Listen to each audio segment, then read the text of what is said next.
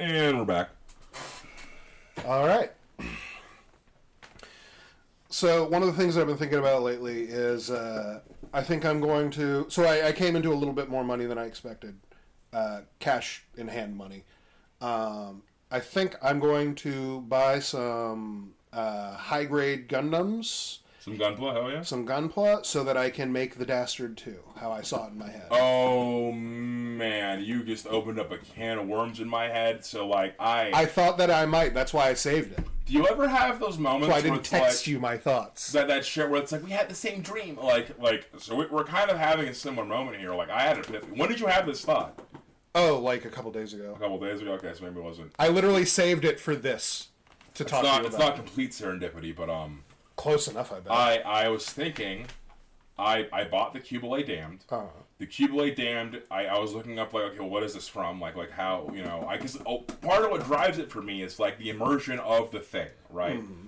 I love the Cubile because I love the Cubile's place within the Gundam IP. Mm-hmm. Like, what the Cubile means, represents, design, the whole thing. The entire tapestry. The brand of Cubile is me. Like, it's not just like, oh, it's pretty, I like it. No, but for me, the thing has to be so much deeper and meaningful than that for me to actually have any lasting value in my life. And so the Cubile Damned, I'm sitting here like, okay, well, I really like to build this thing. I really want to appreciate this thing. And I could, like, it's only in a novel. It's like it's in, like, one of the Build Divers novels. Mm. So it's literally like a Build Divers custom version of the Cubile that one of the villain uses in one of the books. And, like, I'll probably read the novel at some point, maybe not. There's other Gundam... If it's translated, you know. There's other Gundam shit I want to read first. Mm. You know, there's bigger fish to fry there. But I had the thought, well, I could do that, or I could just make my own custom Cubile with that. Yes. And that has been rattling in my head horribly. I don't have any money, goddammit. I'm not going to... Goddammit. There are lower quality Cubiles than, like, a perfect grade or like a fucking master grade like you have. I would have to use a master grade for the part sizes, because it's a master grade. No, I'm saying rather than use the Cubile Damned to do that. Oh, to do that. Oh. You could buy a lower grade Cubile. Yeah. I might have to. Yeah. Because the only... I cannot find the Cubile Papillon in master grade. I've only found high grades and they're expensive. And so I kind of like... I'm at a point where it's like, okay, well, do I get one while I still can? Or do I wait till they print more? Are they going to print more? I doubt they will. That's not a very popular one. No one cares about the Cubile but me. Yeah. Girls like the Cubile.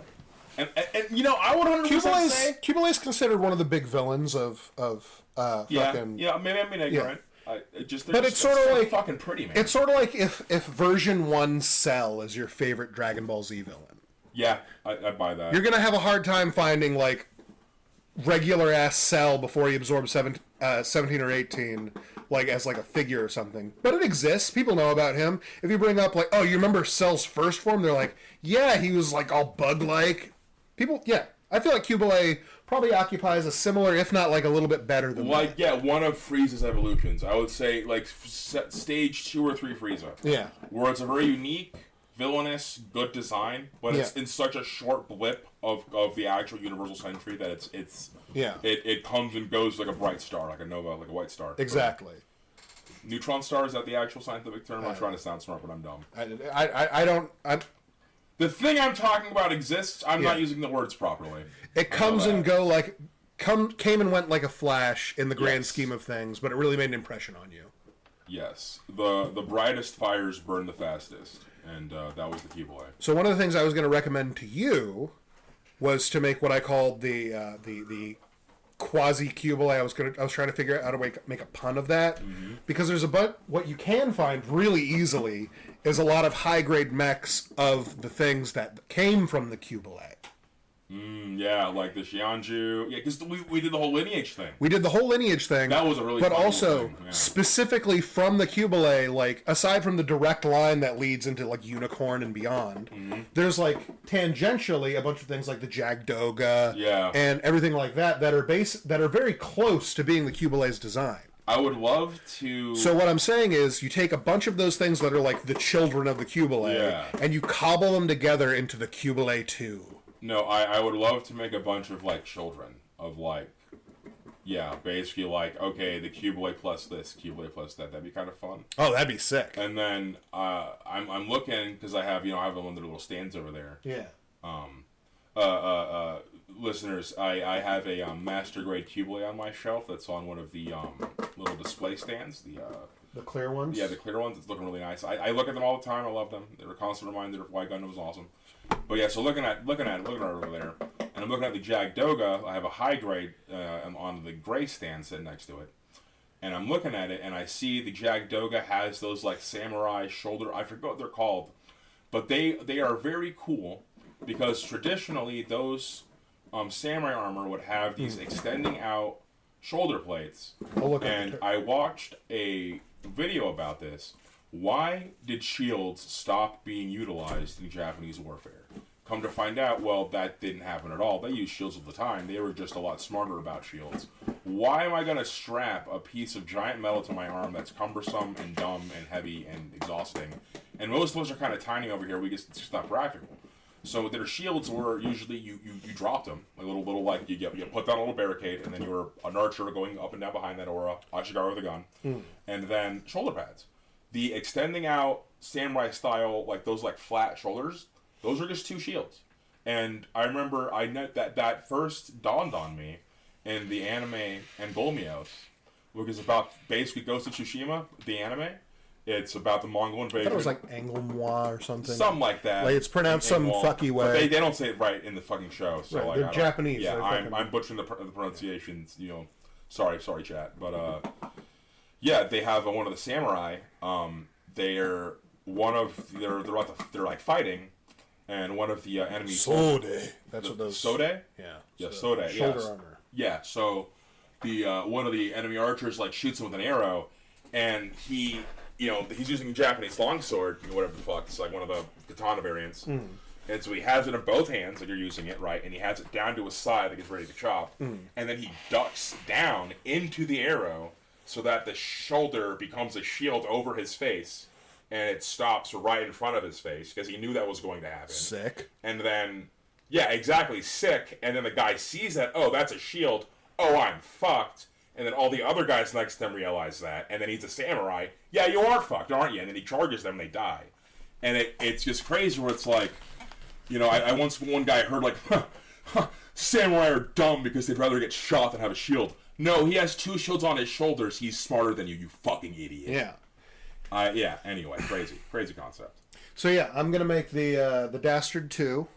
Oh yeah, sorry, before you keep going with that. Yeah. The point of me saying this is, the Jagdoga has Sode. Yes. The Jagdoga has Sode, and his funnels are attached to his Sode, and I would like to make a Cublate that instead of having the moth wings, somehow has like 4 Sode like the moth wings. Oh, that'd be sick. Yeah, I just had that epiphany with you bringing that up, looking at both of them next to each other.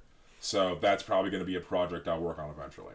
Anyway, going back to the Dastard 2. So, for those of you listening at home, we should give some context on the Dastard, right? Yeah, that's exactly what I'm doing.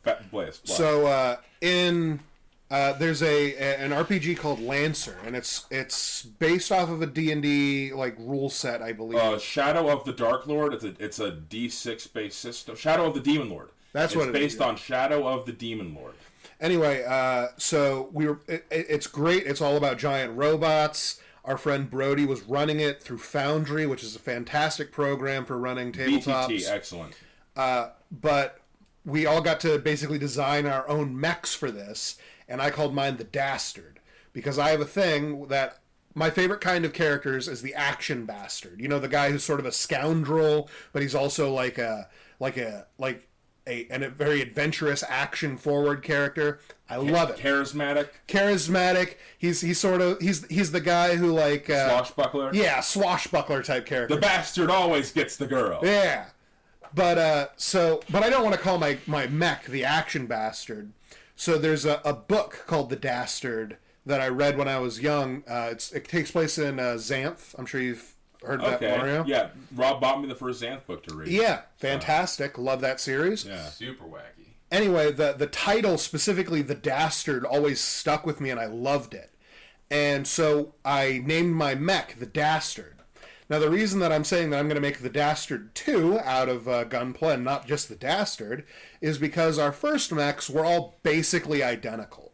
They had like different loadouts of things, and like by our imaginations they all looked different, But technically speaking, we were all using the same model of mech that we put different weapons on, and that was the loadout for when you're like level 1. I think it's called the Everest in Lancer. Yeah, I believe so. The Everest. Yes. Basically. But once you get to like level 2, you basically get to pick like get a license. You get a license of a new frame. The license system is a very elegant system for like class archetypes. Yeah. And I myself am designing a game around that system. I like it so much. I really loved it. Yeah. And I made the Dastard, and the Dastard was a mid-range missile silo, basically. And then we had our first mission, and everyone lived except for the Dastard. The Dastard got thrown into lava and melted. It was a very excellent campaign because... it was spectacular. It was a lot of fun. That was very roleplay. Like, that was a very good, like, scene that, like, made sense for character to happen, that he got thrown into the volcano. And then from there, we reached level 2, or we didn't reach level 2 yet. Then I made the Dastard 2, and that was... No, I think the Dastard 3 is the one that I'm making then. Yeah, that's where we actually got to Sasabi. Yeah. Yeah. Because the Dastard 2 was literally the level 1 robot. I had to spend my share of like our spoils on buying a new robot, whereas everyone else got to spend their spoils on cocaine and like parties and shit. Yeah, I want to give some frame. We're not doing Lancer justice, all right? Because this campaign has a very special place in my heart. So on Thursdays, we've been playing. Keep going. I gotta go back. Oh, he's okay. Yeah. So yeah, on Thursdays, Kevin and I and Mario have been playing with the same group of people for better part of a decade here, and we've been experimenting with various RPGs. We've tried Dark Heresy, we've tried Rogue Trader, we've tried Necrotica, which Necrotica was literally about being a zombie loli. It is a Japanese RPG where you are a zombie loli because you are actually slime mold. Slime mold took over the world, and the DM is a pervert. The DM is a pervert that's making little girl zombies to play with, and that is you. And that is where Roberta originally comes from. You'll be intimately introduced to the bird if you keep listening to this podcast. It's probably a problem. Anyway, we've been playing RPGs for a while now, and we had just finished playing, I believe... Oh man, what did we just finish? Kevin, what did we finished before we played Lancer? We had Burnout. Was it Warhammer? Because you were playing too, though. No. Was it Strahd? Had we just finished? Played Strahd. Yeah. We had just finished Curse of Strahd, which was also up until that point one of the best RPG experiences I've had. Oh, spectacular! And that's the thing. It was like, how do we top this? How do we top? Because also beating Strahd was anticlimactic. Because we did all of the things. We had such a robust and fulfilling adventure throughout Brody's version of Barovia. By the time we got to Strahd, we beat his ass in one round. Yeah. We literally did everything right. We pushed Circle Time into the Ray of Sun and incinerated this stupid little vampire. Killed him with a lightsaber, yeah. Yeah. He didn't take it seriously, and it was his downfall. Anyway, point being, after, push circling, bullying Strahd into oblivion, and Roberta going off with the remaining of the party to go become the worst elsewhere. Yeah. We were like, okay, how do we top this campaign? Where do we go from here?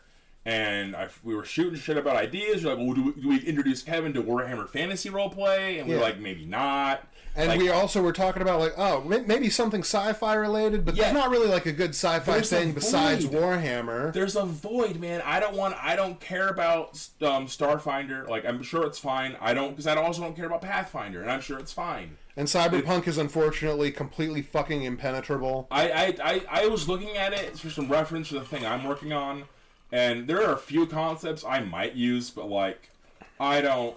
It's a system that, like... Do you have any toothpicks ready? I think there are system nerds that love it because they love systems, but I like simple systems because I'm not a system nerd.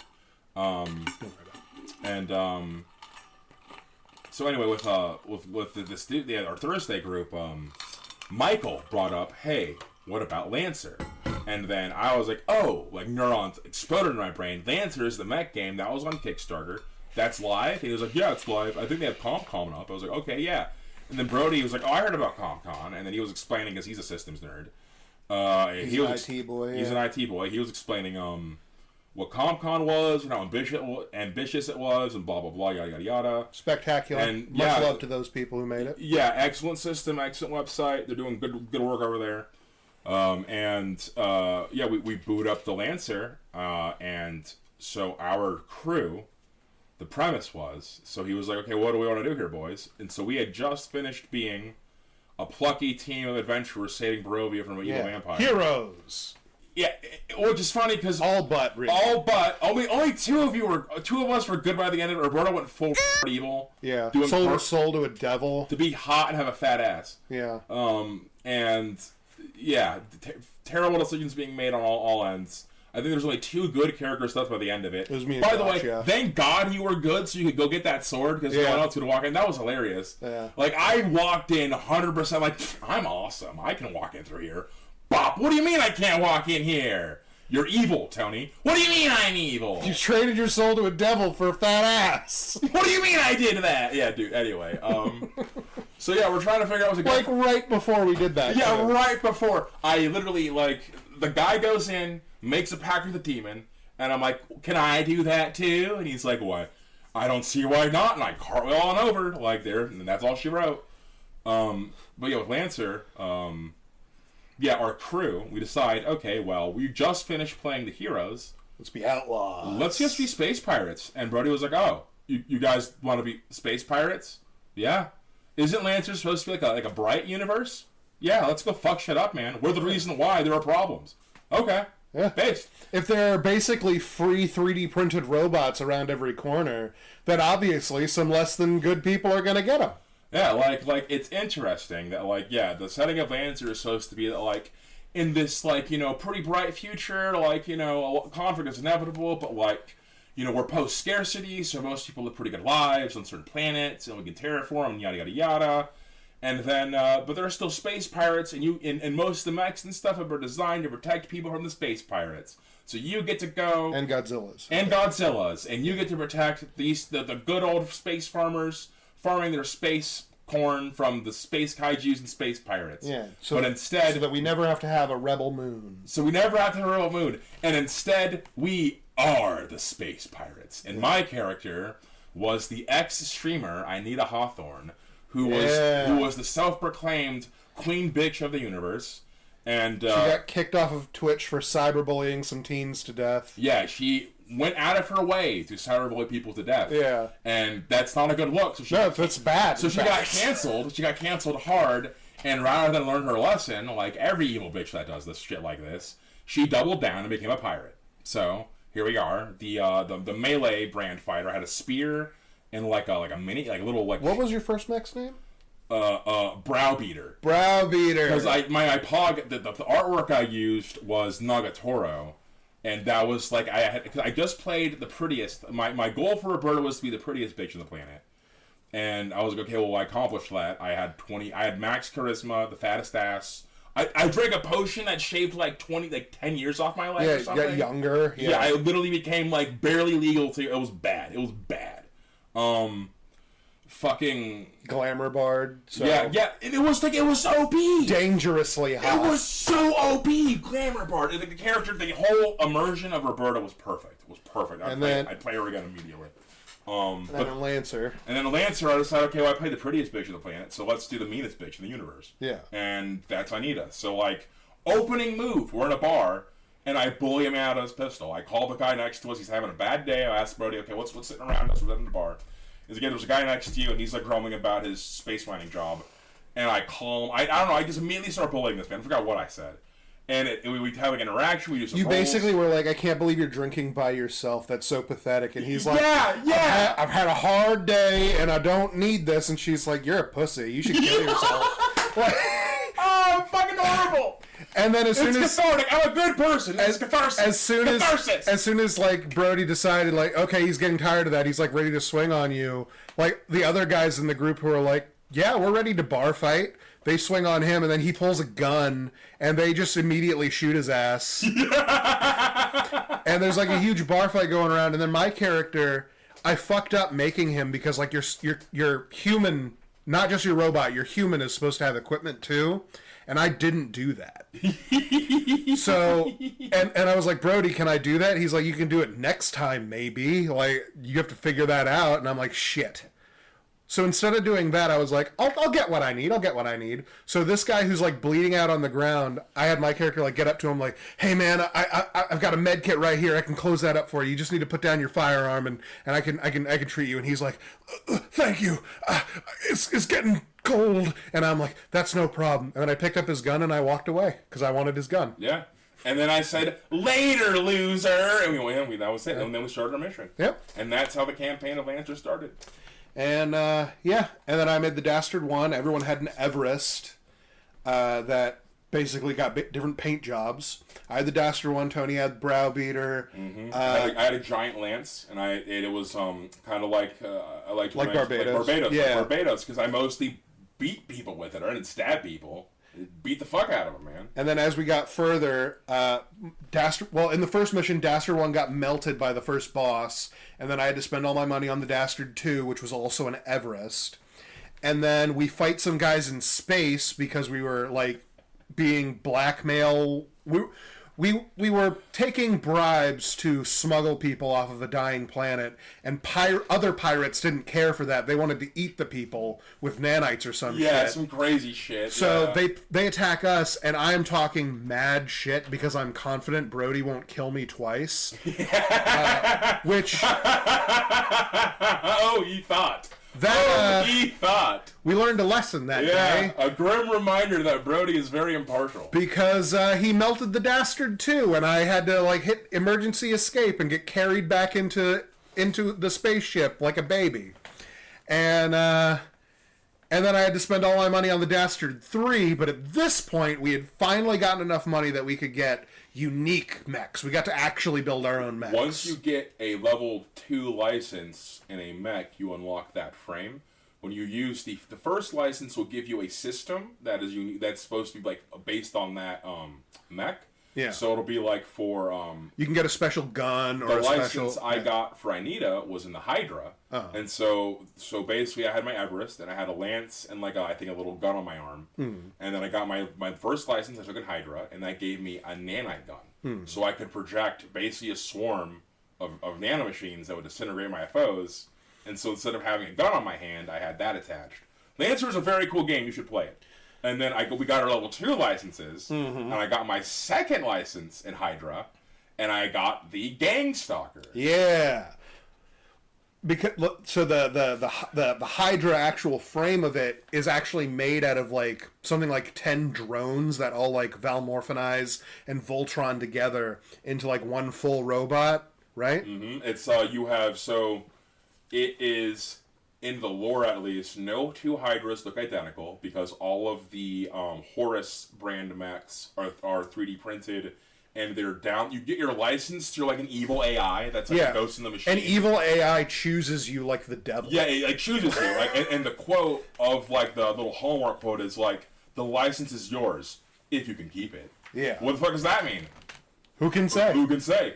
And yeah, literally, like if you like go through like the files and stuff, it'll like have like a dossier explanation, and then in like staticky like shifting text, it'll be like Horus like commenting about like I planted this one in its sleep, like just commenting on like the dossier about like how it's like basically like a thought virus. Super cool shit. So the Hydra is like one of the Horus brand mechs, and it is supposed to be an amalgamation of drones. You don't know where the head or the pilot actually is supposed to be.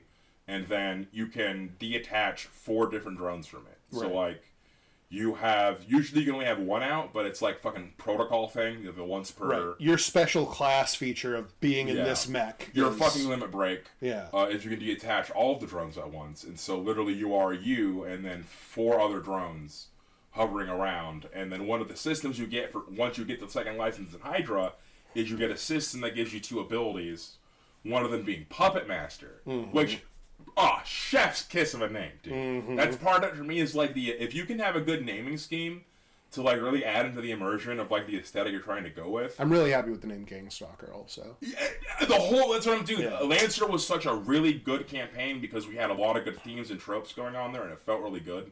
And yeah, Gang Stalker being like a literal amalgamation of drones. To where, like, okay, well, Anita was a horrible, terrible cyberbully, and I beat you with a giant metal bat. Okay, well, that's not good enough. Where do we go from here, guys? How can I really, really bully people into submission? oh, I'm now 5 dudes. I'm making my own push circle. Who are all harassing you. Yeah. Yeah, all of them are calling you a all of them hate you. I am hate crimes you. Yeah. I am hate criming you on every possible avenue from all possible angles. Get fucked. Catharsis. Catharsis! Anyway, so recently we've also gotten into Gunpla because we realize we're adults with adult money. Yep. And we can do whatever we want with it. Yeah, unfortunately. And I've recently gotten over, well, partially.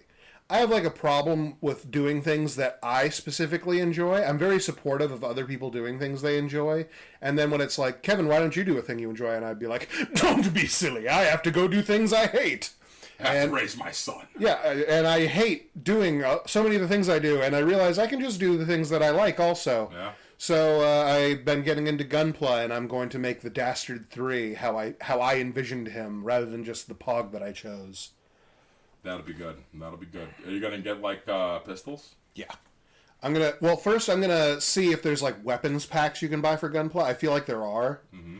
I haven't done a lot of research about this yet. All I know is like 2 of the models that I intend to get to like craft together.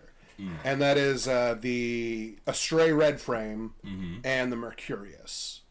Mercurius. It's from Gundam Wing, the red one, with the planetary shield. Okay, yeah. And that's because, so when I was very young, I was in a horrible bike accident that resulted in my entire face being scraped off of my head. Yeah, tragic. It was bad.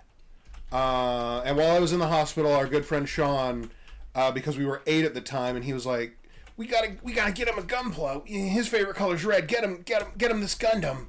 And it was a Mercurius, and I don't have it anymore. I have like 2 or 3 of the parts that are just like in various junk drawers and stuff. And like I have a strong attachment to that mobile suit, and also I think it looks pretty close to what I want, like part of the frame of the Dastard 3 to be. With the Astray and probably a few other pieces here and there. I could definitely see Mercurius and Astray making something beautiful. Yeah. And another point in Gunpla's favor as a good hobby, a good healthy hobby, one thing that I really enjoy about being a wargamer, my personal experience in playing war games and collecting minis in particular, is getting minis for other people. I have always been a person that expresses love and affection through gift giving, even when it's like tiny little things, right. with no monetary value. That's just one of my love styles. Yeah. And so one thing that has given me a lot of intimate relationships with people is like, exchanging the minis. Like I saw this mini, I thought of you, I got it for you. And usually a lot of the times it'll blow people's fucking minds because it's a very thoughtful, like I didn't just get it because it's a random thing, like with Jesse, I got him Belladonna Volga, which is basically like the vampires got updated, and they have like, this whole werewolf faction, and they have this like old wolf mommy who's running a wolf, and like I kept joking and obsessing about like, even though the model is going to be on a base and you will not see the bottom of their feet, they gave the wolf toe beans. Jesse, look at her little toe beans. And I lost my mind about this, and that's just the thing we bonded over. And but the thing about Warhammer is like, Belladonna Volga was $40 fucking bucks. Like that's fucking steep, man. I'm on sales anymore. I can't be affording to just like throw that around willy nilly. But like a high grade Gunpla is anywhere between $12 to $20. Yeah, it is like a much easier ask for me to like absentmindedly think like, look at that. That's a high grade Astray. Kevin would love a high grade Astray, and they just pick that up. And then next time I see Kevin, hey man, here's a Gunpla. And then it's an exchanging of gifts. It furthers the hobby. It just builds an ecosystem and a community around a shared mutual interest. And to me, that's what hobby should be about. Who's the other one? I mean, you could argue that, like, you have to invest like a monetary fucking thing in here, and therefore it's like, bankrupt of like its own moral. But like, there's, I'm not going to go into that. That's a whole other conversation. That's a shitty argument. Yeah. But like, it's nice. I enjoy high grades. I enjoy. And also, you don't have to paint anything. You don't have to prime. Literally, there's no glue. Really, the base level to entry of Gunpla is so fucking low. If you have a pair of scissors, you can build a Gundam. Yeah, you should get clippers, but even like the clippers they sell, like any clippers will do. The ones they sell that are like the official ones, like I will swear by. Yeah. I will swear by shelling out money for a good pair of clippers. Oh yeah. Not all clippers are made the same. Do not buy clippers made of pure Chinesium. They're just going to fail you and fuck up your minis. You should shell out anywhere between 15 to like $30 for clippers. Like, get a good hard steel for it. You can probably find some good ones for $10. I don't know any brands. I'm sure that there are some that are like a secret deal, but you don't want to rely on like, I hope this is a secret deal I found and not a way to ruin the robot I'm working together. I got these like weird. I got the Citadel ones that are like the rubberish ones. This is like a few generations old. They don't sell this one anymore. But that's the thing though, is they still. I haven't had to sharpen them. I've never had to sharpen them. I've never had them had a bad cut. I've never had to deal with them. You can tell it's real old because the spring is so weak. Yeah, it's old and true. I should do maintenance on it even if that's how fucking old it is. But once again, I don't even feel the need to. It's yet to fail me. Like, it's yet to do. And you know, I bought it on sale, and I remember buying it, and someone commenting like, showing like basically like saying GW products are all trash and they're overpriced, and they probably are. But, they can be both. Exactly, they can be both. But at the same time, like, even if it is overpriced, it's overpriced and quality. Yeah. So I'm going to buy something once and pay a premium for that instead of buying a shitty thing 5 times. Yeah. I know people who have bought 5 pairs of clippers because their clippers are shitty and they keep getting bad cuts. Or like the crush marks. And then you're spending the time I have to spend putting down my clippers and picking up fucking sandpaper or another knife or something else to fix the fuck up my tool made. Maybe get a better tool. Maybe buy a better tool. Anyway, I don't know. That was a pet peeve of mine. People talking shit about my clippers. Anyway. Speaking of also painting and stuff. Yeah. So, especially because I intend to do custom work on this, where like I'm probably going to have to cut pieces apart to like actually make them fit together. Yeah, definitely. I am planning on like painting it. So, one of the things I'm trying to look into is like, what other high grades, it doesn't matter what color it is. I just need to think of like, think of it as bones, like pieces. Detach from the color. Yeah, because I'm an artsy guy. I haven't like painted miniatures before, and I'm sure this being my first like paint job of like a thing, I'm sure it'll be like not ideal. It won't, but like also good. That's a hobby thing I can get better at. Yeah, it's one thing. The first step of being good at something is pretty much sucking at it. It is, and that's one thing that hobbies help with too, and one thing that I'm, I have to remind myself how like, you start like a base level of competence, and then you have to push that, and then whether or not you push too far or push far enough is, whether or not you're going to enjoy yourself. If you try to progress too quickly and don't know your limits, you're going to end up like breaking shit and costing yourself money, and then it's going to feel bad, and then it's a lot of times it ends up making the thing. It starts generating anxiety rather than anticipation. I view that those stem from the same thing, right? It's the same excitement reaction. Yeah, it's both excitement, but anticipation is you think a good thing is going to happen. Anxiety, you think a bad thing is going to happen. So, like, with hobbies, if you're pushing yourself too quickly or trying to do too many things at once and you start getting a whole bunch of bad outcomes, it's easy to get discouraged. And then your hobby it stops being something you're really anticipating and starts being something that gives you anxiety, and then you stop doing it. So like, it's important to know your limits. But like you said, you do want to. I believe you are an artsy person. Yeah. And I think that you could really do some shit. Like me personally, I do a lot of I did a lot of sculpting for a while with grain stuff. Yeah. And like, I've seen some of the things you've sculpted and like put together with. Suck. Yeah. And I didn't let it. I knew that the stuff I did wasn't good, but that was the point. It's the first thing I made. The next one will be better. And like another big part of this is like I am starting with high grades, which are like between $10 and $20 generally.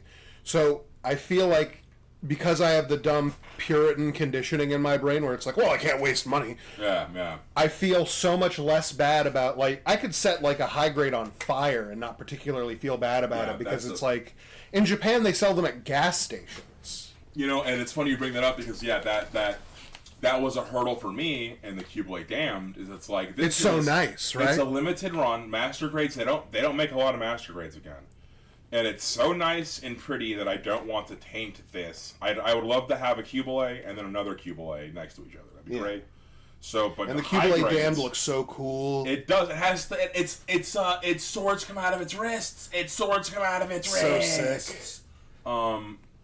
But yeah, I would totally fucking make. I would love to splice the Papillon and a Jackdoga. Yeah, that would be really cool because it already has the show. What would we call them? The shogi. Sode. Yeah. It already kind of has that going on, so I could I could definitely. I might have to do some knife work, but I could see some going in my brain. Oh yeah, because it's like teal and pink. And the Jackdoga is like a dark teal, a dark greenish teal and gold. So I could probably work with a teal. I've also been joining a bunch of Facebook groups and stuff that are specifically about Gunpla. So I've seen okay, here's the tools that you need if you're doing custom work. You need a little. That's the best thing to do. You need a scraper so that you can make your panel lines real thick. Normalize hobby scrolling. So you can actually show these are where the plates are supposed to fit together on the real thing, and you should do panel lining and then the polishing stone to really get everything clear off of there, and how to paint them and everything. And it's really gotten me in the headspace of fuck, I need to do this. We should have Painted Visions this week. We should. My local hobby store, Painted Visions, spectacular place. I'm sure full of spectacular people. Oh man, I've been going to Painted Visions Commons since we fucking moved here in 97. Painted Visions is in fact, I'm pretty sure, where Sean got the Mercurius for me, because that's where we got all of our guns. I actually was over there. I was talking to Funk, and I was like, it's funny you guys have Gunpla again finally, because the first thing I got from this place when I was a snot-nosed little kid was Gunpla. When I was a little homunculus. Yeah, and then they stopped. I remember being devastated. They moved locations, and then when they moved locations, they had stopped carrying model kits. I had bought Mega Man models there, my next models there before. Oh my god. Yeah, I had bought a lot of. I remember you had the Mega Man X models because you had all of the super armors. Oh. My dumbass fucking broke all of them. Was a fucking dumbass. Right, because we played with them because we were fucking little shitty if kids. Adult me could go back in time and did donkey punch me and take those, I would. Oh no! You want to hear about a little kid who deserves to be killed by a fucking time traveler? Let's hear it. My dad had 30 unopened Star Wars action figures. Oh no! I opened half of them. Oh! Blasphemer! Heresy! Until I was older, I really didn't understand what I'd done wrong. Sacrilege! I literally, I was just open one up. Neat. Oh, I'm sorry. Open up the next one. Open up the next one. Even cooler. Throw that one in the pile too. Open up another one. And then I was caught, and I was like, "Look at all these action figures." And my dad was like, "Why don't you get out of here real fast?" Oh man, your dad is a saint. Oh the my fact goodness. that you were still breathing and not sacrificed to a dark power is. My dad is a dire nerd too. Yeah. I tell anybody who will listen to about this, and my mom will corroborate, because she thinks that this is fully psychotic. This is a reason that my dad is not a human man. My dad can fall asleep in under a minute on command. That's a very good skill for a soldier. And the way that he does it is by playing the intro to Star Trek. In his head? In his head. He does that It gives him such peace and serenity. Yeah. That's awesome. And then he's gone. Just That's beautiful, man. That's beautiful. Oh man, I love Trekkies. My uncle Lon is a Trekkie. Yeah. My dad is such a Trekkie that other Trekkies probably don't like him very much, because whatever Star Trek thing comes out, he watches it and loves it at a 100% capacity. That's even though the movies in his eyes, they can't make bad Star Trek. Hell yeah, he's a show. I love it. Yeah. A true loyal fan, man. Now, there's a few things as much as I bitch and groan and gripe, I have and will continue to cuzzle Blizzard's come until the day I said I would not play Cataclysm, and here we are. 85 Fire Mage come Goblin, living it up. So, we'll see how long that lasts. Anyway. Hilarious. Until the cycle begins again. The heroin, man. I'm an addict. It's bad, dude. I feel like every time I'm dude, I've blown out all of my veins. There's no possible way I can do heroin anymore. I'm going. And then he finds out that, oh, there's veins between my toes. And then, oh, there's veins in my back. And there's veins in my thighs. Dude, and it happened so quick this time. It was like the clown meme of the guy with the clown dressing up. Yeah. It was that, like, in real time. I'm bored. I'm have writer's block with my novel. I'm at 80,000 words. I talked to a few folks. Most of you deserve a break. You're allowed to fucking fuck around for a bit. I was like, okay. I boot up Fire Emblem again. Uh-huh. I beat the fucking Azure Lightning, whatever the fuck, Azure, the blue the playthrough you wanted to do, yeah. And I was like, well, that's done. And I did that in like 2 days. I like fucking stuck my dick in that. I remember he like, stopped playing a different game that he wanted to play, and he was like, I'm just going to play Fire Emblem for a little while. That should keep me busy for like the rest of this month until I like go out of town for this other thing. And then that's when I'll play the game that I really want to play. And then within like, what, 3 days? Dude, Dimitri is so cool! He's so cool! He just tore through it. Why didn't you just play your dating sim? Then no, you already did that. Okay. Damn, yeah, I crushed the dating so sim. fast. I crushed it! So fast, in fact, that between him being like, I'm actually getting a little fast, I need to slow down a little bit, and then like, the next time I saw him, which was maybe a day or two, he was like, so I started another playthrough because I defeated that one basically the moment you left last time. And I had to pump the brakes. I already got to the Battle of the Eagle and Lion again. Yeah. I did it again. And I was like, well, and I know I'm not going to get, there's no Blood of the Eagle and Lion in the fucking Edelgard playthrough. So like that's what fucking took the wind out of my sails. Is because one of the things that like really, I don't know if this is a good look or a bad look or look at all. Who cares? But like one of the things that like really like gets like my heart fluttering and like fucking like operas and like dramas and shit is anytime you have characters that like cross on good terms, and then due to circumstances entirely unrelated to them, they now have to stab each other. I always enjoy that shit. It just reminds you of like how this shit goes down, like what you have to think about the enemy and how they're people too. But then, like, you have characters like Dimitri, who, like, has such a hate boner for Edelgard. Like, all he wants to do is run her through with his spear, that stupid, smug, smarmy cunt, fuck you. And, like, they encapsulate so well, because up to this point, he's on, like, a Batman revenge quest. Like, everyone thought he was dead, and, like, you as the main character are, like, trying to keep this insane man who's, like, literally fighting ghosts with a spear, like an insane lunatic with one eye. They took his fucking eye. They took his best friend. But they couldn't take his hate. They took his family. They took his best friend. They took his kingdom. But they couldn't take his hatred, goddammit. And then, yeah, you bring the gang back together, and the whole arc at this point is like, okay, we have to stabilize this deranged lunatic of a prince. He's not a prince, he's actually a king. That's the problem, guys. We have to destabilize this deranged lunatic of a king. Okay, well, what's he telling us to do?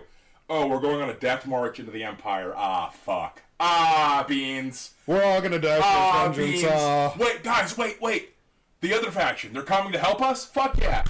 Oh, they're not here to help us. Ah, beans. Dimitri, maybe we should back off. We can't fight two enemies at once. And what does he say to that? Kill every last one of them! And then Battle of the Lion starts. Yeah. Oh my god. So good. So good!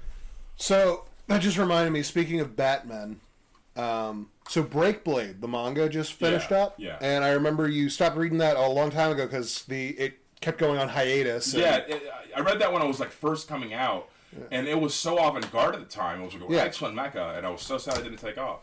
And they finished translating and everything. It ended. And it's a decent ending. Good, good. I'm glad. It does end with Batman Ever After, though. Ah! So the main character, like, fakes his death, / he might... He might actually be dead, or he faked his own death. It's unclear. But now there's, like, there's still war in the kingdoms. And then every once in a while, when a fight is looking like it's going to turn into like a slaughter of the local populace rather than just like an engagement of mechs, a mysterious crew of mecha pilots show up and they take care of business, and then everyone goes home.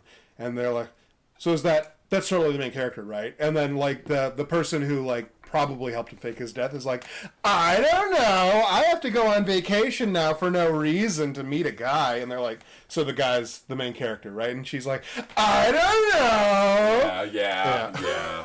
That's good. That's wholesome. I like that. I think it had a pretty decent ending. Reminds me of Chrono Crusade. Yeah. Like, it's like a bittersweet, like, happy ending in a weird way. I mean, they made it clear in the very beginning of this manga that or series, I guess, because it also has an anime, they make it very clear that, like, it's not going to be a traditional happy ending. There are still things like political marriages that need to exist in, like, the world. The day isn't saved, but, like, the shit isn't fucked anymore. Yeah. Which, speaking of happy endings, hell yeah, not being the way you think. Did you guys watch Overlord Season 4?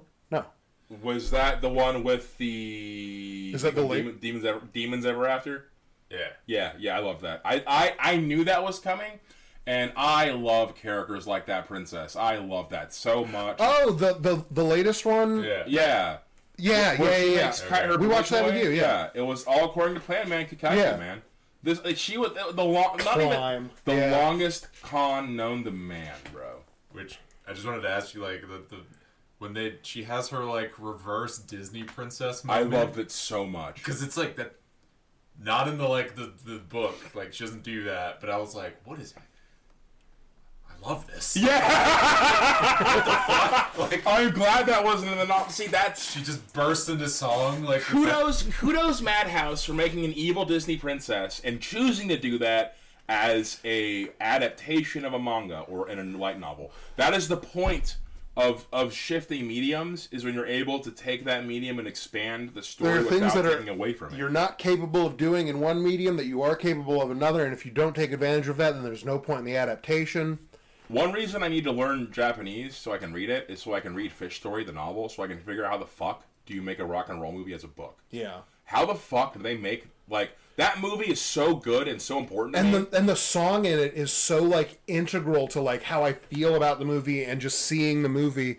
I can't imagine reading a book. I can't imagine reading a rock and roll movie. That doesn't, how is that possible? So, but he did it, apparently. Yeah. Or maybe he didn't. That's the thing, maybe he didn't. Yeah. Maybe it's like... Maybe he didn't, and one guy saw the wind scar so hard maybe it's that like he made a great movie out of it. Maybe it's like Cowboy Bebop, and the manga's actually terrible. Yeah. Like, Cowboy Bebop looks so weird in the manga. And same with Darker Than Black. It's interesting how that studio did a bang with that. They like the weird manga Cowboy Bebop.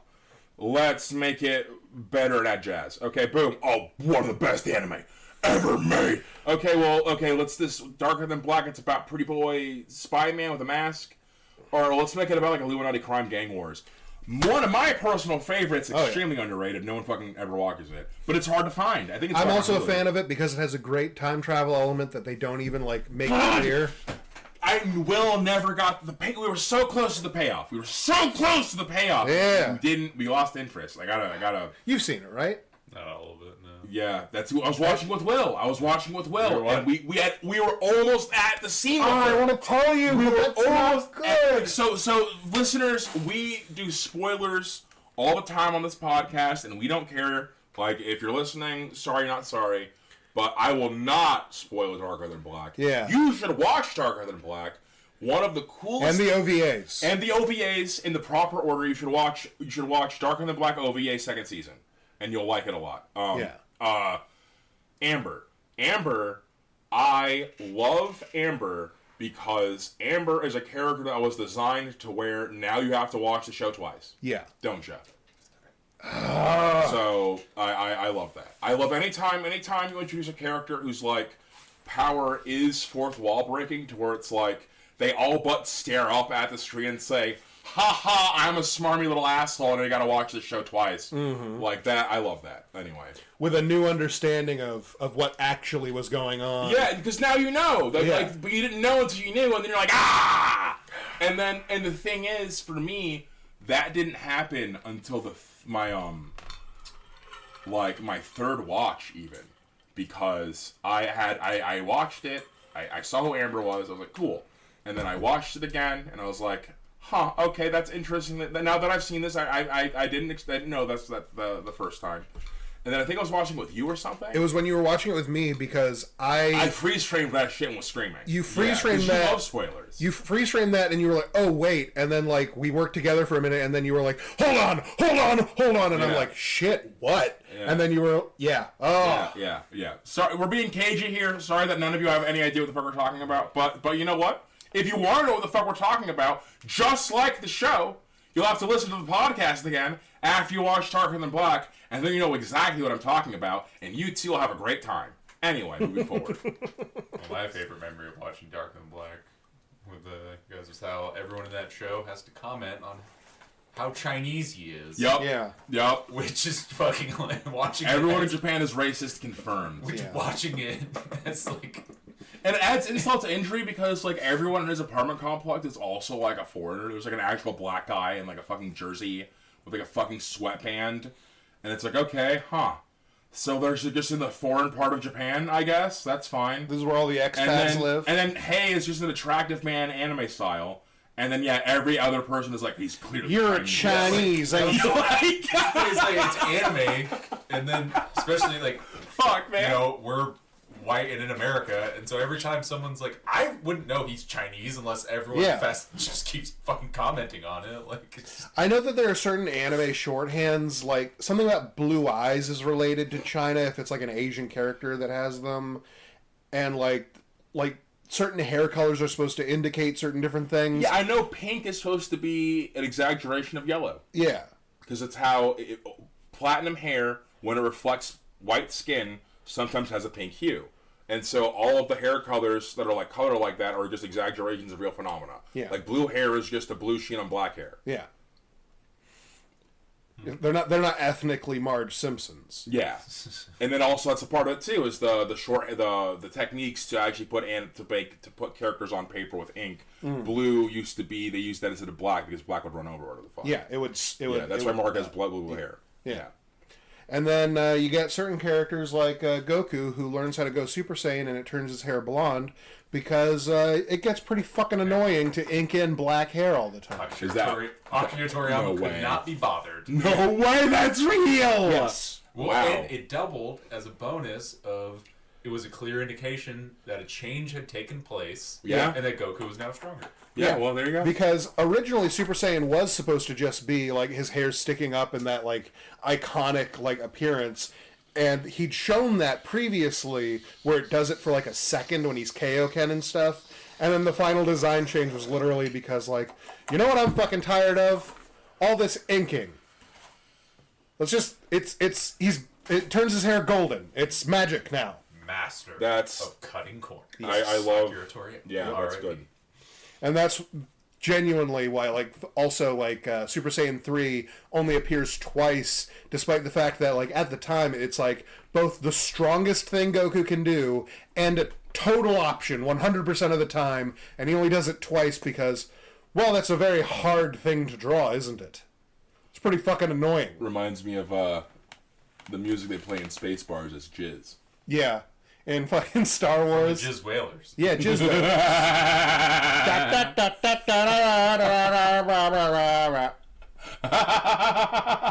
Just wailing that jizz, man. It's just funny, too, because Akira Toriyama has been doing that his whole career. And, like, it's either the first or second World Tournament, and when Goku's still a kid, there's those, like, Chinese-style, like, dragon dog statues that are like around it, and then he just got tired of drawing them over and over, so at one point Goku just gets knocked into them and they break. So now it's just rubble. Like, I don't have to draw that anymore. That's funny.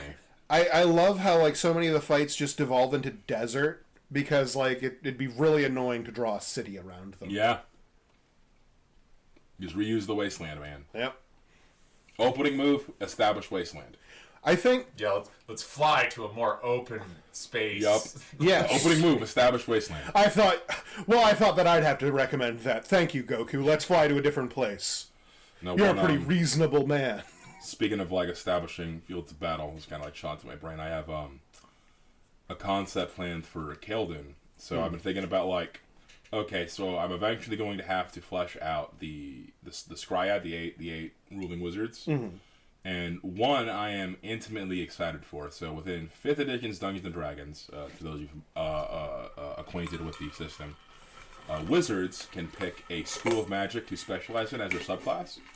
And a lot of them, they're not made equal, right? No. A lot of them seem good and seem powerful, but then you look at the other ones and you're like, well, shit, huh. Namely... We're looking at you, Illusion. Illusion is one of them, but the big one is Abjurationist. I mean, Lilac's an Abjurationist for a reason. Rob has only ever played an Abjurationist for a reason. I think Malls might be... Malls is an Evoker because she's Malls. Malls was an Evoker until, like, I let Rob, like, get the curse that activated her brain, and she was no longer able to, like, be high all the time, and she respect. Yeah, that's what happened. And if you want to be a necromancer, just go fuck yourself. And I'm pretty sure the Illusionists, can you elaborate on what they did to your baby while I fact check some stuff? Necromancy always gets shafted. It's of course, it's really the bad guy one. Never been that great, but in 5th edition they really fucked you over because of they changed how Anime Dead works, which is zombies are basically no longer permanent, and they'll just go away. And there's also like a hard limit to the things you can raise now. You can't make things out of large size or bigger corpses now, which is that's the only thing you wanted in 3.5 is you want big zombies or big skeletons. Skeletons in 3.5 were objectively better. So like anything you can raise in 5th ed is just shit, basically. So it's like they're good for like a one hit meat shield. That's like about it. I'm sure there's ways you can like kind of make it work, but you know, why are you gonna go through all that work? Could you just make an Abjurationist? You can be a worse Abjurationist with a grosser method of doing things, or you can make an Abjurationist. Yeah. You can't really make necromancy good. I don't know what they just hate necromancy for some reason. I think it's because like they cracked down heavily on like stat sheet variances where it's like so even like in the new edition thing that they're trying to do D&D 1 whatever like druids don't even get different animal forms. That's only flavor. They get land animal, flying animal, water animal, and those are the 3 stat blocks you have. And they scale with your level. Yeah, but I hate that change. It defeats the purpose of D&D. There's no reason to turn into a bear over a cat. You run the risk of entering the waters of why I didn't like 4th. Anytime you're trying to pander to like oversimplified systems for the sake of game balance, rather than rewarding creative styles of play. To me, the point of D&D is to like have the wizard know that he can do shape earth to like make a little hole in the ground to like hide under so they don't get crushed by the ceiling going down. So speaking of creative methods of play, and druids, ironically, one of my favorite things that we've had happen in one of Brody's campaign, we needed to cross a river, and hardest thing I've ever done. We set up a we're not going to get into all of that right now because goddamn that shit almost killed us. If you are a fledgling DM and you want to switch up an encounter for mortal danger, have your players cross a river. It is harder than you might think. Like, and think about the actual, like, you know... the logistics of how they go about it. Rushing river with a bunch of people with 8 strength. Yeah. And you tell me how you're going to get across that raging river. Anyway. Yeah. But we eventually basically set a rope crossing the river, but it's just a rope. It will fall if, like, a huge dude's trying to, like, drag himself across the river. So we were arguing about how to cross... And middle, we were talking to the druid, and we had him wild shape, and he was like, oh, I should turn into like a monkey or something, because they have a climb speed. And at this point, we had fucked up crossing the river like 3 times. Yeah, we already had 3 people falling. Everyone fell into the river, and then had to get rescued, and it was a whole thing. And so I pleaded with them. I consider this very creative. Where I said, don't you dare turn into a monkey, because you will still need to make dex checks to hold your little monkey paws on there. Turn into a snake. Because the way a snake moves across a vine or anything is it corkscrews around it. And if there's a length of snake always corkscrewed around the rope, you cannot possibly fall. Yep. That is... That'll do it. I felt very smart thinking. Like, that is a fact. For a snake to fall, it is always either on purpose or like there's something health-wise wrong with the snake. That's part of the benefits of its chosen form of locomotion is stability. Yeah. If it can move on something, it has good footing because it doesn't have any fucking feet. Yeah. And I think about that to this day. Like, I'm a smart fella. Yeah, it was good. It was the character I was playing for that campaign was a Herringon warlock named Prince Langley, and as you know, they're a charisma-based class, and in this setting we're using like a set of like addendums to the rules. So there's a lot of stuff. So like some house rules. Warlock is a very problematic class in 5th edition. There's a lot of potential there, but like it suffers from being a half-caster with no actual true benefit of being the other half of a half-caster. Mm-hmm. You're just kind of a cucked caster. So we have some house rules and some things we were working with.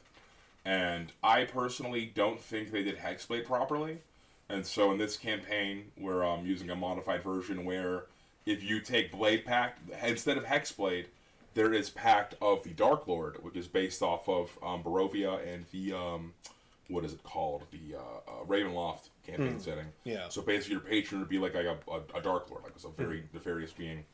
And so all the Hexblade stuff is folded into that. But all the actual weapon, charisma-based strike stuff, Brody folded into Blade Pact.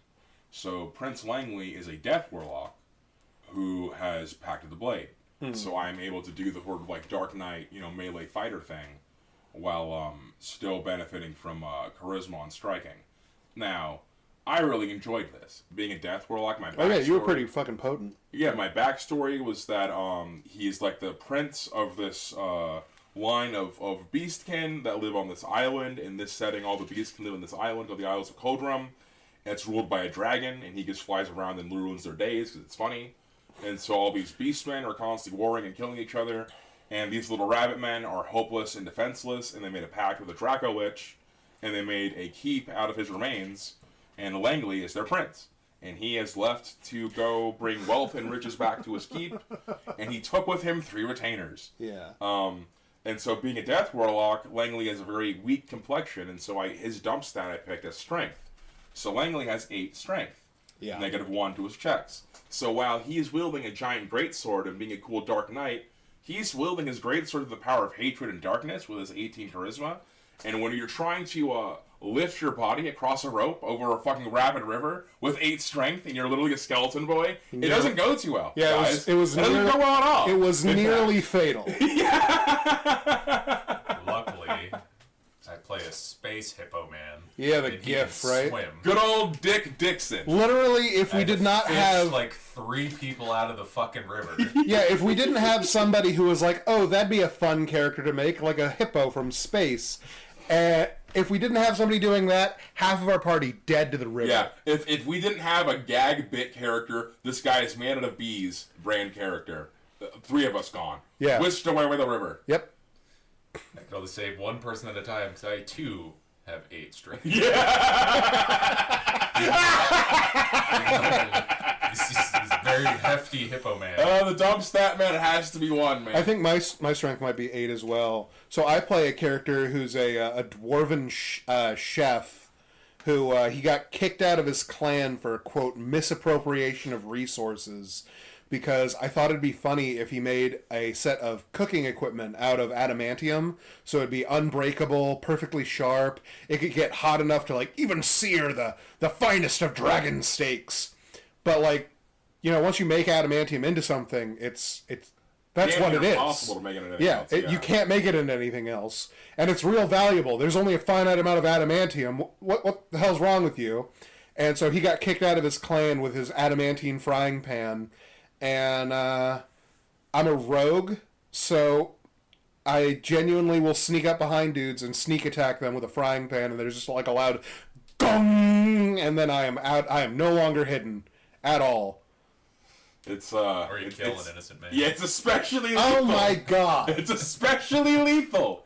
It is an especially lethal. So, by the way, the frying pan has the same stats as like a longsword. It just does bludgeoning damage. Or, no, a short sword. It's a short sword. It's a D6. It's a D6. And we had one guy, like one civilian in a town that got like razed to the ground by bandits, essentially. And he was the only survivor, and he knows that the bandits kidnapped a bunch of people, basically. And we help him out, like, the rubble and heal him up a little bit, and he's like, I'm coming with you. And we're all like, no, actually, you'll get in the way more than anything. And he's like, I won't be deterred. And so I, thinking that I could do, like, a funny bit, I snuck up behind him and I whacked him over the head to knock him out. And I got a critical hit. And unfortunately, there is a rule in Dungeons & Dragons that even if you mean to do non-lethal damage, if you do too much damage, it's still lethal. And he did max damage on both dice. On both dice, I rolled as high as I possibly could have. Clocked this motherfucker for like 13 I smashed his head into red paste because he had 1 health because he's a fucking commoner. Yup. And from that point onward, he was Morgani the Death Dealer to Prince Langley. Yep. The Death Warlock. That's cold-blooded, man. It's cold-blooded what you did to that guy. I didn't mean to. Morgani, I didn't realize you were so hardcore. And then in another showing of his mercilessness, our DM let a trap that was like a falling ceiling trap. He let it cut off both of my fucking legs. Yeah, we so our adventures had led us into an abandoned dwarven like, not Ironforge. Yeah, it was not Ironforge from Warcraft. He literally drew like basically the map of Ironforge, but like scaled. It was really it was cool and interesting, and I loved it. Oh, it was great. It was an excellent idea, and I'm gonna probably copy that. I'm gonna probably use maps and modify them like that again. That's nice. So the dungeon that you guys are going to right now in the campaign that I'm running, I literally did the same thing. It's when you realize that a lot of cities are made the same way. Like the Alexander the Great thing of like designing that one city based on a body or whatever. Yeah.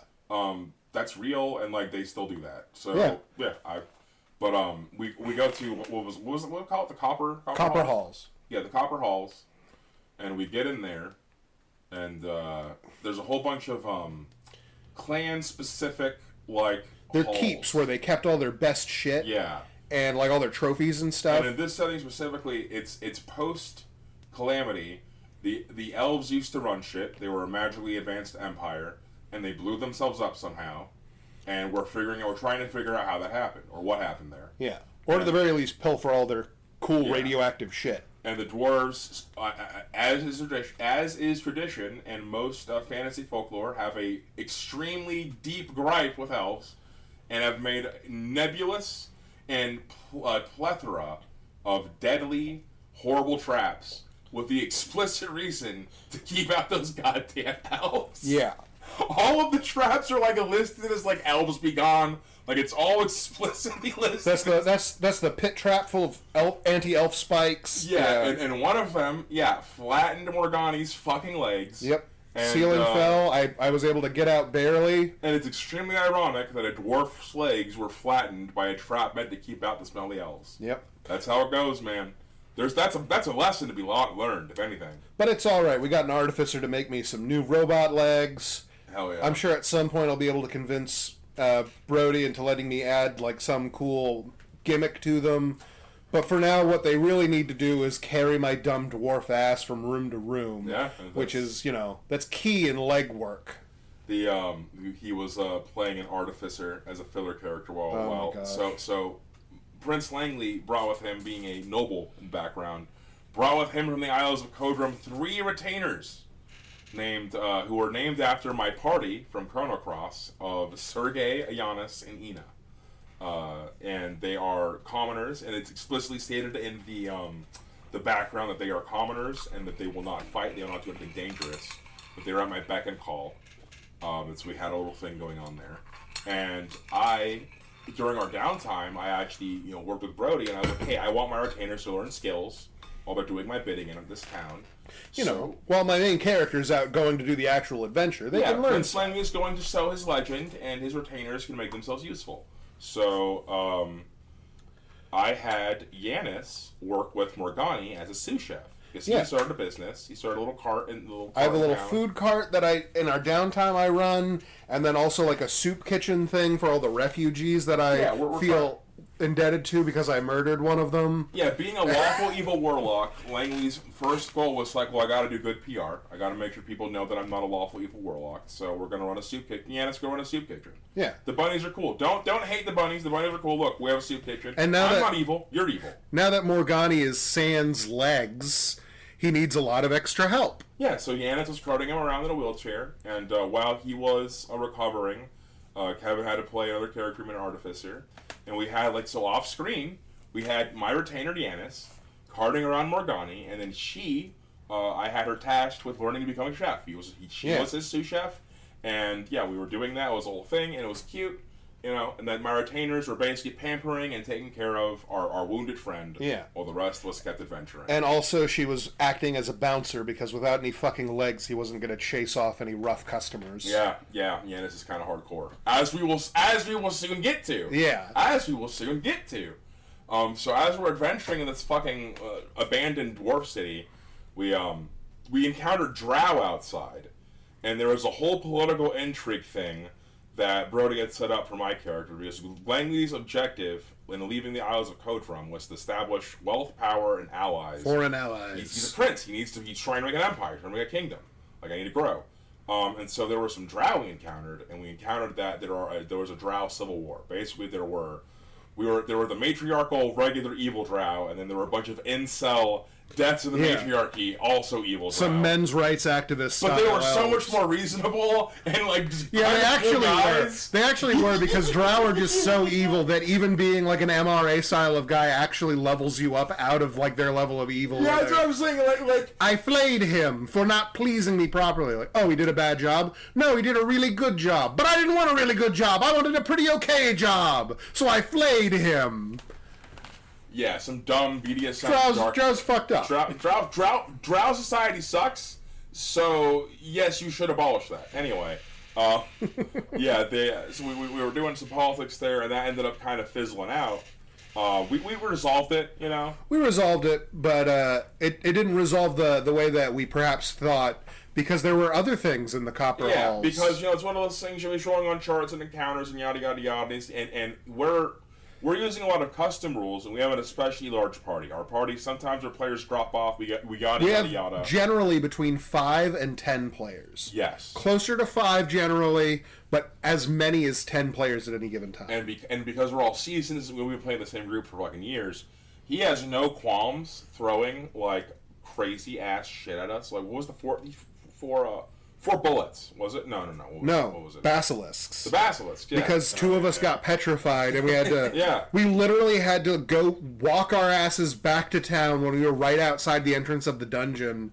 We had to, like, walk for a week back to town because half of our party is made of stone right now. Yeah, and I was shucks. Like, I guess we don't get to do this dungeon yet. Yeah, we gotta go back. And so we're adventuring and yada yada yada, and one of the tables he rolled on as we got to the center of the goddamn Ironforge, not Ironforge Town. Mm-hmm. It's just a goddamn Baylor hanging out. There's a Baylor munching on another demon, flying around. A wild Balrog appears. Yeah. And we're like, oh, that's a whole ass Balrog. I'm level 6, barely. Maybe we should fuck off, boys. And it ended up becoming, we were talking after the game, between sessions, that like, yeah, he won. That was not planned. Right. He rolled that. And then 2, well, this is now the thing you're doing. Right. This is now what this is about. So the Copper Halls, that was supposed to be like the prologue. Yeah. That wasn't supposed to be. So genuinely, anything that we built up to. We spent like 2 months in this, in just the beginning part of his game before we got to what he considered the start of the game. We were just like, oh, you built like a whole city? We better explore every nook and cranny. And he's like, Can we do the quest? And we're like, no, we need to go into the wine cellar underneath this fucking guy's house. Run the fucking jewels. One of the first things I did was have my retainers buy a cart, and I told them you will defend this cart with your meager lives. And I Sergei's learning how to use the crossbow to defend the cart. And guess what's on the cart? All of our goddamn spoils. All of our spoils. We have so many spoils. We're drowning in spoils. Hence my new legs. Yeah, sexy artificial robot legs. But yeah, so this Baylor's a fucking problem. We end up going back to we sending Were you sending them to tell them there's a Baylor? Oh, we straight up go home. We do? And then we tip them off? Yeah. Because my legs get cut off. Yeah. Yeah, and that's what, because we fuck off. And then when we go back, we almost, like, passively bring it up. Like, oh, yeah, by the way, there's just a Baylor in the abandoned copper halls. Crazy, right? And everyone in the town is like, ah! Like, a pretty reasonable reaction once, you know, you put it into perspective of, like, what do you mean? There's a Baylor over there. You know, there's a Baylor. And they're like, you know how fast Baylors can fly? Well, no, not really. It can be here in a matter of hours at any time if it chooses. And we're like, oh, that's crazy. That's crazy. And they're like, a Baylor's a CR-19. This is a town. Crazy. Towns aren't populated by level, like, 20, like, fighters and stuff. They're populated by Derek, whose only, like, capability in combat has been throwing his broom at things. We gotta put together, like, a strike force. Yeah, so they end up, like, bringing in priests, and, like, they have a militia going, and they have, like, They basically muster an army. They muster the militia, they muster the army. Yeah. They have all these, like, they have basically these spell breakers from, like, this god called Amigala, that's, like, an anti-magic god. There's this whole, like, arc going with. One of our players, one of their followers. And so, yeah, they muster this whole army, and they're, like, they are offering to resurrect you if you die. Because, like, you know, the Turkish are backing this, so they have the diamonds, the resources. Mm-hmm. And then, yeah, so we go back into the copper halls, we go ahead of the strike force, they're building an army. And we go ostensibly under the mission of we're the recon force. We're gonna recon. Yeah, I remember Langley walks up as they're mustering. I'm like, I've seen the Baylor, and everyone's like silent and looks at me, and they're like, and it's silent. They're waiting for her to say something else, and I'm like, shit, what else do I say? Fuck. I was mostly bragging. Yeah, I'm a big deal. I am a big deal. I am 4 feet tall. I have a great sword. I'm a rabbit. I have 3 retainers, and I am a big deal. And I'm in the back, just with no fucking legs, making all the no legs jokes that you can very angrily. I'm just grumbling. Yeah. Grumbling as Yanis carts you away. There was one thing where a person was talking about, like, oh, I almost got my hand cut off, and I'm like, yeah. Oh, I can't imagine what it would be like to almost lose a limb like that. That must have been so scary, to almost lose something like that. Fuck. Yeah, so we head back to the Copper Halls to finish our mission. We encounter a fucking aboleth. Yeah, just chilling. He's just, cause, yeah. Alright, viewers, or listeners, my lovely, lovely followers. There is a reoccurring meme. This has been going on since Strahd, in fact. Since Curse of Strahd, trying to cross. Something about crossing bridges, really. Brody loves that. Brings out beautiful moments in D&D. Something about crossing one side to the other will make things happen that will never change and will stick with you the rest of your life. And my friends, none of my Harengon have ever been able to successfully do the Griddy. Yep. Not once. Not even once. And the whole point of me even doing, or trying to do the Griddy, not doing it, attempting it, that is the most bunny-like dance I have ever seen in my life. Yeah. And Ewan, bless his Belgian heart, if you're listening to this, I love you to death. His character, Johnny Depp, who was he was a halfling version of Johnny Depp from Jack Sparrow from Pirates of the Caribbean. Yeah. His backstory was literally, what if a halfling named Johnny Depp lived through the 3 Pirates of the Caribbean films and then just decided to come to Barovia to do the Curse of Strahd area. It is so good! It was so good! So Johnny Depp, Ewan being Ewan, a beautiful man, we're just fucking, just shooting shit, traveling, doing fucking, literally traveling between fucking adventures. And we're at this bridge, and we're going across, he's like, you know what, man? I do the Griddy across the bridge. Yeah. And I was like, what the Griddy was a relevant meme at the time. Yeah, and I was like, what the fuck's the Griddy? And he posts the GIF on Discord of Goku doing the Griddy. Yeah. And I was like, oh, that's a bunny dance. I'm Roberta. I can do the Griddy. I have 22 charisma. Yeah. And then I do perform. My whole bit was performing. I would perform for every stupid reason. It's a glamour bard. I'm a glamour Performance is the thing that he can roll the highest on at all. Yeah, literally my background was actor, dancer. My job, I Roberta. The probability of failing the Griddy is astronomical. It literally shouldn't be possible. Crit fail. I fall on my ass. I break my own ankles. I fail. And you know, Brody is a very good DM. He's not going to let me try twice. It's not how that works. No, you fucked up. You live with it until it becomes relevant. Yeah, now you're embarrassed. Now you're embarrassed. And yeah, so I couldn't do the Griddy. And every other time I have tried the Griddy since then, I have failed. I have failed either horribly with like actual consequences or just failed. Like just wasn't impressive, like tripped a little bit, got a sub 10 roll every single time. And once again, it came up, guys. It came up. We were in front of this big pit of goo. Yep. We were traveling in the copper halls. There was a big old pit of goo. It looked gross. I stuck my sword in it. It sloshed around. We said, ew. I forgot exactly what happened. Why did I do the Griddy? Do you remember? Do you remember what exactly it was? There was something had happened. There was a meme of sorts.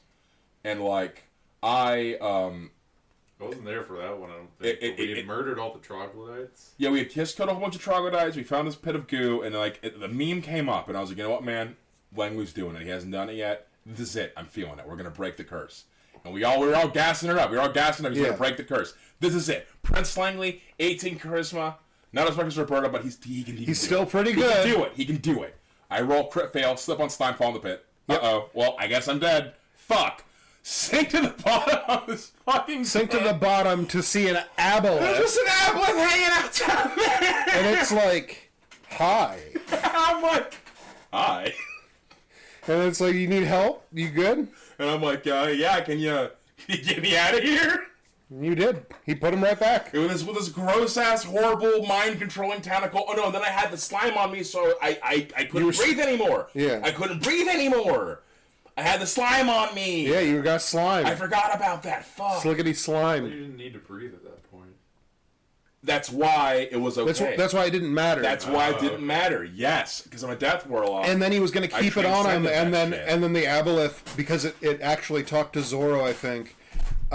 We basically thought about it for a minute because he didn't like take the slime off. He's like, I don't even need to breathe. And then it basically was said like, by the way, if you leave that slime on you, you're going to turn into like a troglodyte.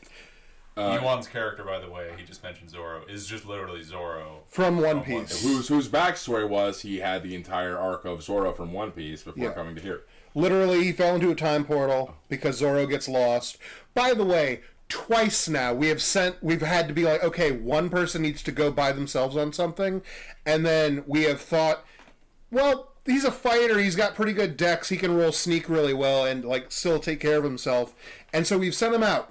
Twice we have done this, and Brody is well aware of One Piece, and he knows Zoro gets lost when you leave him by himself. And it's great because I haven't seen One Piece. So I'm usually the guy making plans and stuff, and Langley's the face. He's like the thinker of the group. So I'm like ordering people around, being bossy, whatever.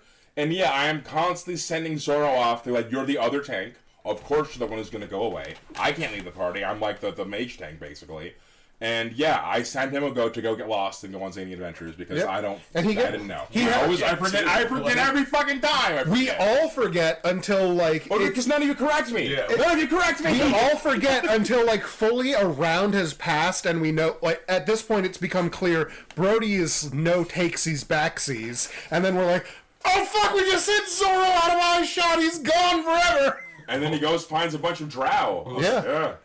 It was funny the last time is because someone had to go see where the Baylor was because we lied about going for recon. We just wanted to plunder. Yuan's like, sure, I'll go, whatever. And then he's like leaving. He's like, oh wait, no, fuck, I'm Zoro. Yeah, it's like me. Yeah, don't let me go. Think of a reason to stop me. And we're like, shit, you're already gone, man. Brody's a no takesies backsies style. We committed. That was good. And he got his ass lost. Yeah, and then the aboleth helped him out, like helped him leave. Yeah, and the troglodyte child. It was an aboleth minion, though. Guided him out. You know, yeah, and they bonded. Took him by the hand. The aboleth traded Zoro's eye. So basically, Zoro gave him the aboleth's eye so that the aboleth could see all of One Piece. Yeah, pretty good show. He said, he enjoyed it. Yeah, pretty long, but he enjoyed it. And in return, now Zoro has dark vision in that eye. Pretty cool move. So now he has one eye, like in the anime. Yeah. So then we end up getting our plunder. We end up finding a secret little cavern that we're gonna make into our secret little clubhouse. No girls allowed. Yeah. and we're about to go. Like the army is mustering outside. They're basically like pleading, like, guys, where is the Baylor? And Elena keeps saying, yeah, we haven't seen him yet. Don't worry about it. Not yet. We're still working on it. We're working on it. We're having a bot. We're fighting like a mechanical centipede. Yeah. Door. The door to the secret super vault, no girls allowed, was a mechanical centipede we had to beat up, and then they turned it back into the door. It was really fucking It was cool. pretty sick, yeah. It was really sick. No girls allowed. And, beards only.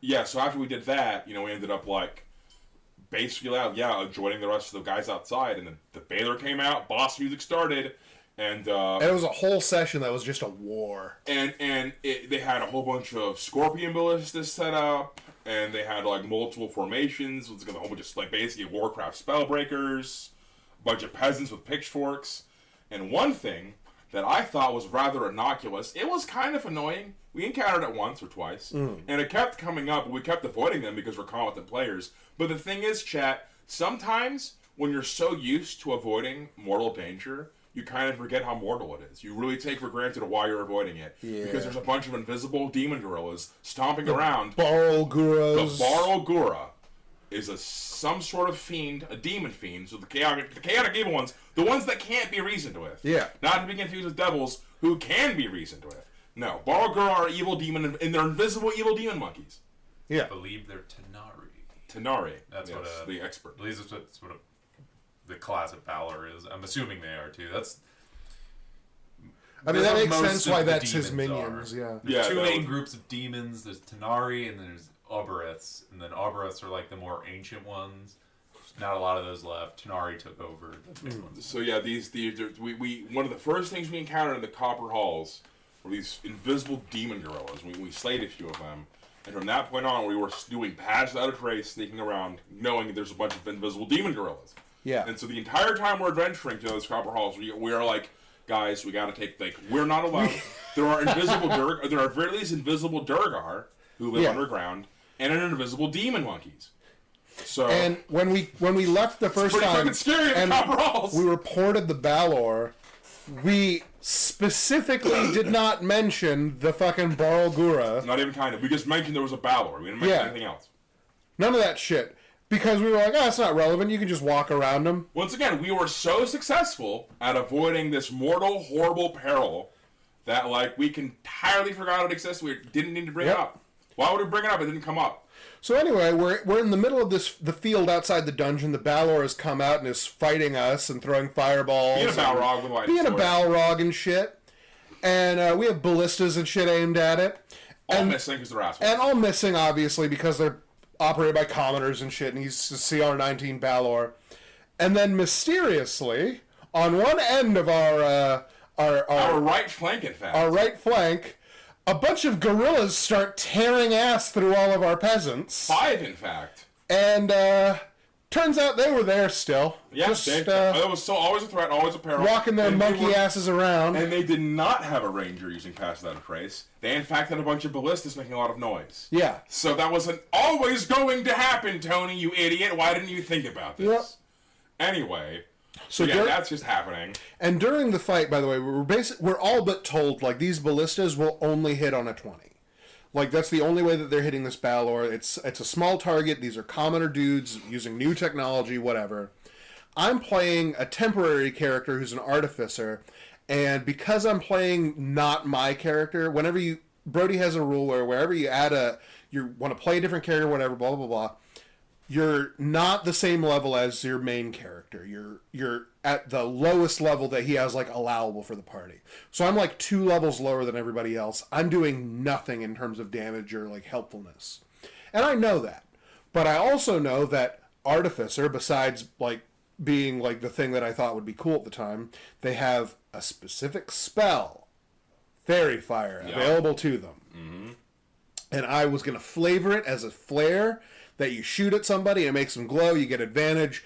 Easier to farm for 20s for these ballistas. The Karate and Overlords have that. It is an 80-foot range spell. That is the range of it. Mm-hmm. And this Balor, at every point in the fight, it was like a 4-hour-long ordeal, stayed a minimum of 85 feet away from my artificer. Yeah, it was really cool. It was one of the first times I had done D&D in like a grand battle kind of feature. Oh, it was awesome. Yeah. He didn't use formations. So, like, I personally have thought about using like giant pogs as like formations. Like basically this is, instead of having 10 peasants, this is one pog that represents 10 peasants. Right. Just to simplify things. But like, I really enjoyed what Brody did there. I think it's probably only possible on a virtual tabletop. Yeah, exactly. Yeah. That's exactly what I was thinking, man. VTT really opens up a lot of avenues. That's why I'm married to Foundry. But seeing like him, the Balor flying around, and us having to use like terrain, like just like we had Dick Dixon went like basically climbed up on the gate itself, so the Balor literally flew past him first. And why would he turn around? Well, I was up in a little like a nook. Yeah, I was pretty close to it. And then it's like, but that's the secret strategy is. You'd be a space hippo ranger man who can be invisible in darkness with a longbow. Good old and that Gloomstalker. fucker can't get away from me. Good old Gloomstalker. Yes. Certainly not limited by 80 feet. I love that, like, you're literally Peter Potamus and you, like, step into a shadow and you're invisible. Yeah. Dude, it was great. Like, I was worried the whole time, like, because in 3.5, like, a basic thing that high-level fiends have is they just have true sight on at all times. Why wouldn't they, man? Right. And they're so, high-level fiends. At any point, I was expecting it to just turn around and just to be pissed off that I kept hitting it. Yeah. Like, I was getting good rolls, so I was hitting it almost everywhere. You did most of the damage to it, is my understanding. Go full bloodthirster on your ass. But I was worried it would just turn around and just be like, fireball, and then, because he was just hurling. Dude, he was hugging him like nothing! Terrifying monster. He killed easily, like, half the fucking, like, the actual forces killed were killed by him with fireball. And we're trying to bring this thing down. The peasants are being massacred by a bunch of invisible gorillas. In the opening move, so we have two wizards. We have Frogbert, who was just Robert Frog. Yeah. Githyanki wizard. I think he's also playing Abjurationist. Yeah. Yeah, and we have Elminer. It's the best one in his played by Austin. Love you, buddy. Yep. Also an Abjuration. Also an Abjuration. That's the best one. Austin is a gem because he loves support. Him at his finest is him making everyone else shine, and I love people like that. We need more people like him. Yeah. Because he plays Abjurationist, and his build is really weird, but it's really flavorful. It's very cool, unique, and I like it. And he's a wizard, but he's more like a support. He's almost like a discipline priest, but like with mind bullets. And anyway, so like they both gas up Lang with haste and buffs and shit.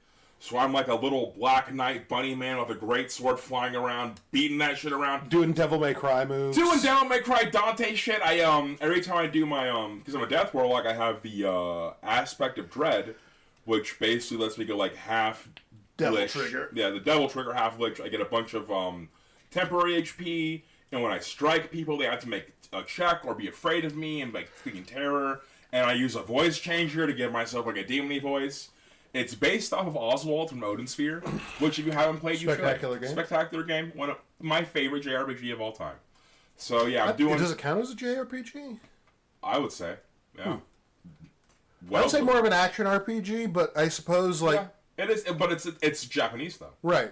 Yeah. But I feel You know part what of I mean? my brain thinks that JRPG has to be a certain thing, and it doesn't. Though. and it doesn't. So I know what you mean. Yeah, though, because you're right. It is an RPG. It is an action game. It is an RPG. Yeah. But I as far as like.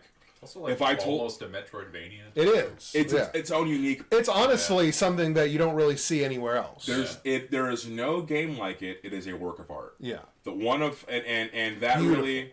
really stuck with me.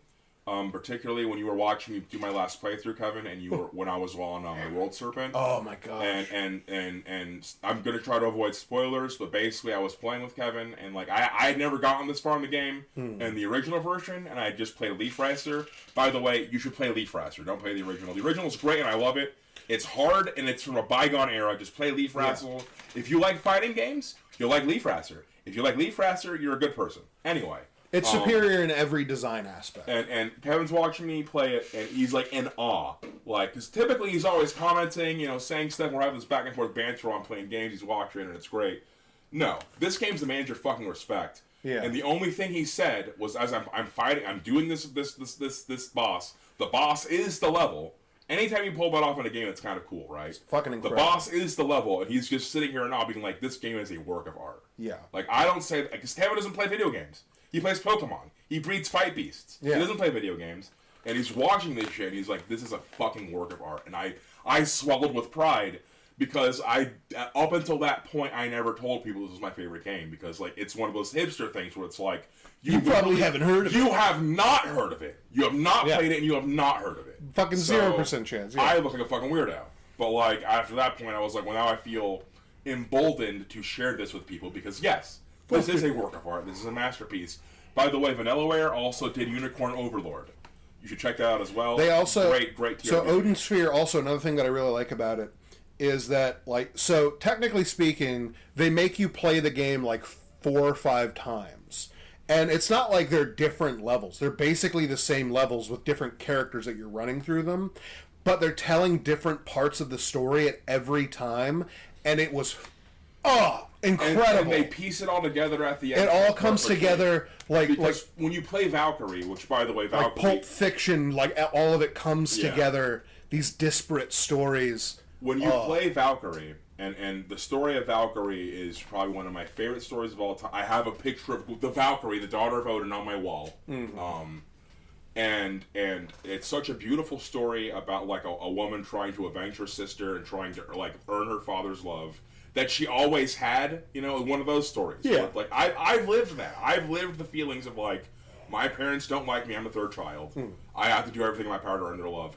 And that was never a thing. Right. Like, and so I relate to Gwendolyn. I'm tearing up thinking about it. Anyway, and like this whole arc of her like going with Langley and Oswald. Oswald is based. Langley is based off Langley, Oswald. Yeah.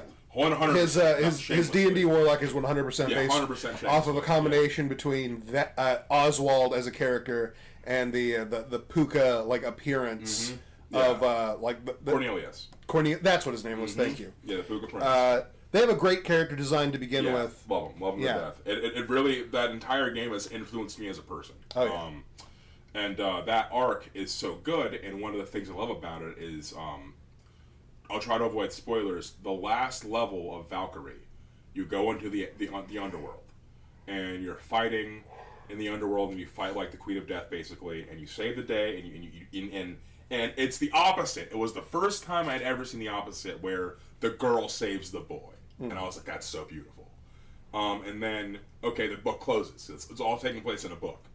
And then it's now over, and then you go to the lobby, and there's a second book down. And you're like, oh, what's this? And you pick it up, and it's the Puka Prince. And you're like, okay, what?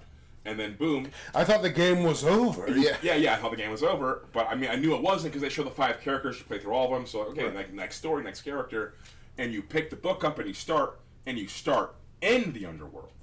And you wake up and you're like, I'm a rabbit man, what the fuck? Why am I a rabbit man? And then he picks up this fucking sword and then he carves his way out of hell.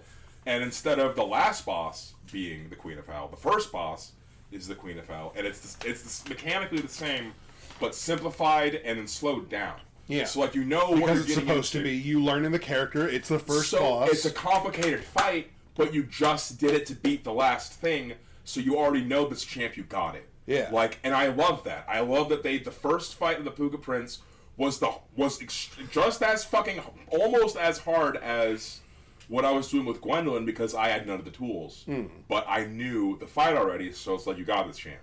And so you carve your way out of hell, and then, boom, you are now playing a story that is taking place at a different point in time as Valkyrie. And your character encounters the other characters throughout this, and there's just this beautiful interplay of all these egos and stories colliding, and beautiful. What the fuck are we going back to D&D?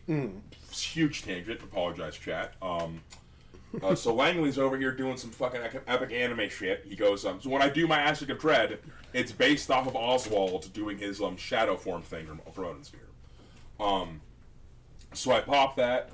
I'm full, like, shadow monster demon mode, death mode, like, flying around with all these buffs, with haste, fly, all this crazy shit, and I, like, anime battling the Baylord in the middle of the sky, and it's sick nasty, and, like, Dick Dixon's, like, shooting him from his little vantage point, the wizards are using their fucking, reactions to, like, absorb the damage of me getting fucking destroyed by the Baylor, and they're like using war of fire. Yeah, he's just searing me every fucking turn. I am dying horribly. Zoro is Zoro flying too, right? Did he fly too? Eventually, the Baylor lands and Zoro gets a bunch of licks on him, but I don't remember. He's like I know the Baylor fucked him up. It had landed to take out a ballista, and then Michael Father Edgar charged him.